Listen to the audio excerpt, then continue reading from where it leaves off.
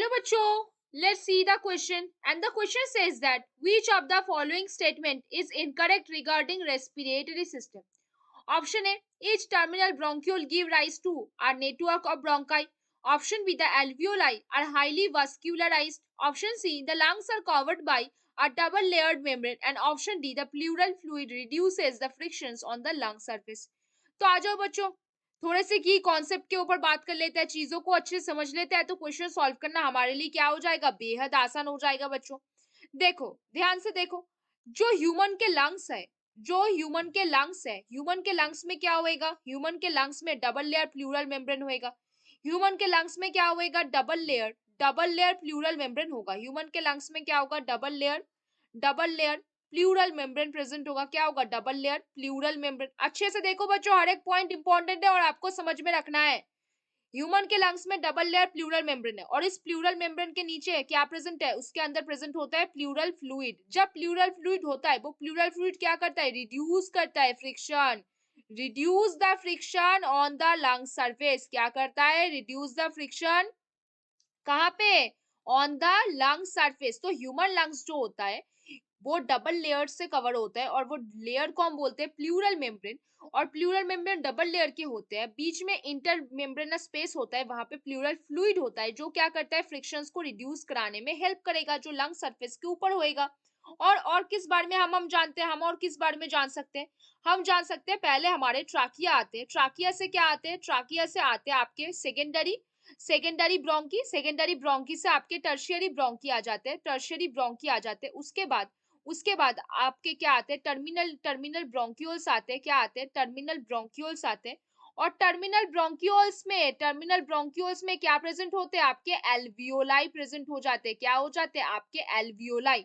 तो टर्मिनल जो ब्रोंक्यूल है वो गिव राइज नहीं करता नेटवर्क ऑफ ब्रोंकी, क्या गिव राइज करेगा, ब्रोंकी से। ब्रोंकी विल गिव राइज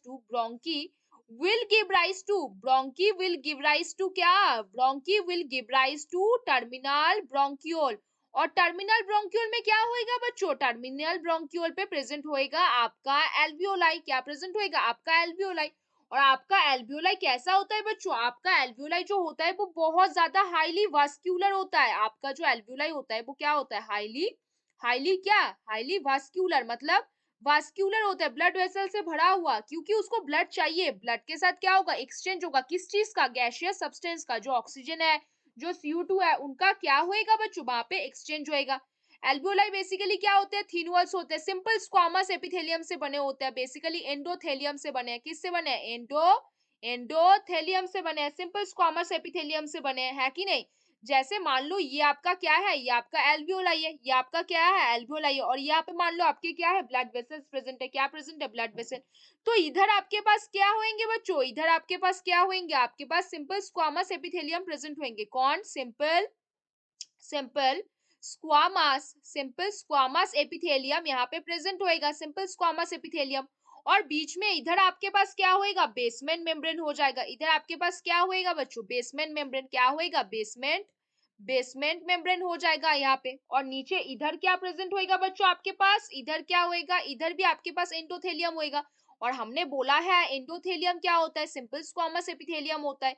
तो देखो बच्चों, इनका जो लेयर होता है, ये लेयर का जो साइज होता है वो 1 mm से भी कम होता है, 1 mm से भी कम होता है। तो मतलब बहुत काफी थीन वॉल्ड होते हैं। क्या होते हैं, काफी थीन वॉल्ड स्ट्रक्चर होते हैं। क्यों होते हैं, क्योंकि थीन वॉल्ड उनको चाहिए। क्यों बच्चों, क्यों चाहिए, क्योंकि वो लोग क्या करते हैं, वो न्यूट्रिएंट्स को लेते हैं, जैसे CO2 को लिया, फिर ऑक्सीजन को छोड़ा, तो ऐसे डिफ्यूजन के प्रोसेस कहाँ पे कंप्लीट हो सकेगा, थीन वॉल्ड मेम्ब्रेन पे। और वो थीन वॉल्ड मेम्ब्रेन क्या है, आपके सिंपल स्क्वामस एपिथेलियम है, आपके क्या है, सिंपल स्क्वामस एपिथेलियम है। ठीक है बच्चों, इधर तक बात समझ में आई। अब देखो बच्चों, क्वेश्चन में वापस आ जाओ, अब सब कुछ समझ में आएगा, सब कुछ।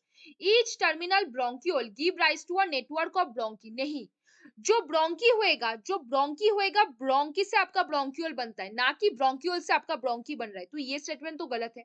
एल्वियोलाई आर हाईली वास्कुलराइज्ड, हाँ, एल्वियोलाई क्या होते हैं, हाईली वास्कुलराइज्ड होता है, बिल्कुल सही बात बोला गया है। Lungs are covered by double layer membrane, हाँ, डबल लेयर मेम्ब्रेन को हम प्लूरल मेम्ब्रेन बोलते हैं। उनके बीच में प्लूरल फ्लूइड होता है जो फ्रिक्शन को रिड्यूस करता है।